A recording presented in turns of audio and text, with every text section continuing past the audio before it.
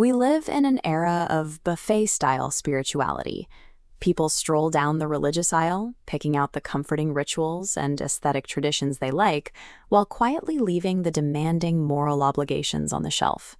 But treating devotion like a customizable menu is not a modern habit. If we look at the archaeological layers of ancient history, specifically chapter 17 of the Book of Judges, we find a perfect mirror for our current behavior. To understand this period, you have to look at the power vacuum of the era. This was a chaotic stretch of time in Israel's history, set after the death of the early military leaders, but long before the establishment of a centralized monarchy under King Saul. Without a central authority to enforce the law, society fractured. The guiding philosophy of the age is summarized by a single line from the text. Everyone did what was right in their own eyes. The collective moral compass of the nation shattered. This brings us to a specific historical case study, a man named Micah, living deep in the rugged hill country of Ephraim. Micah's story provides a vivid example of what happens when a society discards objective truth. Religious devotion doesn't disappear. It simply warps into a series of self-serving, arbitrary rituals designed to make the worshiper feel good. Micah's story begins with an act of domestic theft.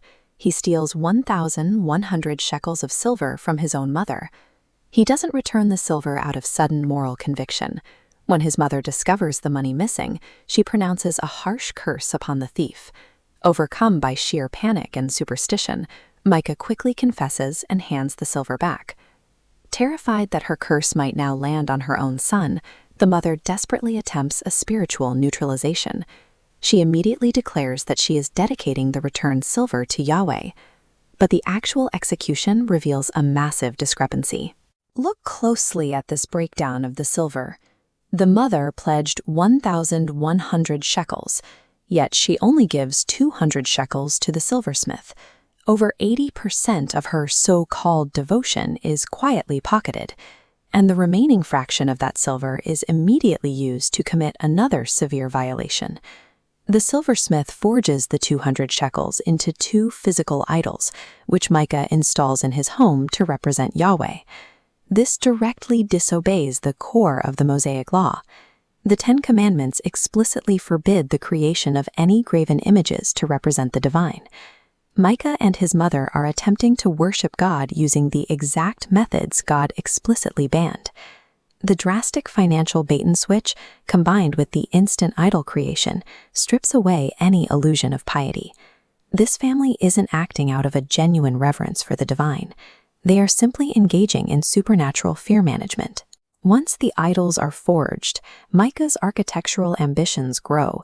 He constructs a private household shrine and manufactures his own ephod, a sacred garment strictly reserved for the high priest. To staff this new shrine, he improperly ordains his own son to act as his personal live-in priest. Soon after, a young wandering Levite passes through the hill country. Micah hires him on the spot, replacing his son and treating the young man as a spiritual father figure. Micah assumes this staffing upgrade adds a layer of official legitimacy to his operation. Looking at this ancestral tree, biblical law is absolute. Only direct descendants of Aaron hold authority to act as priests. Micah is an Ephraimite, and his new hire a Levite. Both represent invalid, disconnected branches trying to graft onto a closed system.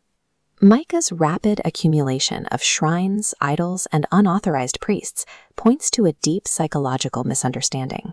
He treats God entirely like a cosmic vending machine, a force that can be manipulated if the right buttons are pushed. He actually believes that by caging an Israelite Levite inside a room with pagan idols, he has successfully trapped the divine presence. He assumes this combination guarantees a blessing on his household. He is entirely wrong. Mixing pagan idolatry with stolen elements of Israelite tradition does not yield a clever hybrid faith. It generates total, blasphemous illegitimacy. The most staggering aspect of Micah's story is his complete lack of self-awareness. He committed theft, practiced idolatry, and fabricated a false priesthood, yet he felt utterly righteous and fully expected a divine reward. This ancient disconnect translates seamlessly to modern behavior.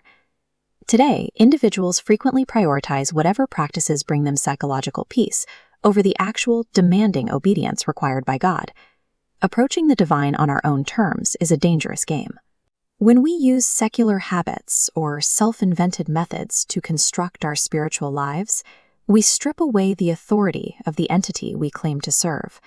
Authentic worship has a non-negotiable standard. It must be strictly governed by established biblical principles and original scriptural truth, completely free from our personal alterations. True devotion requires absolute submission to that established truth. If we remove the rules we dislike and keep only what comforts us, we are no longer worshiping God. We are only bowing to a reflection of our own desires.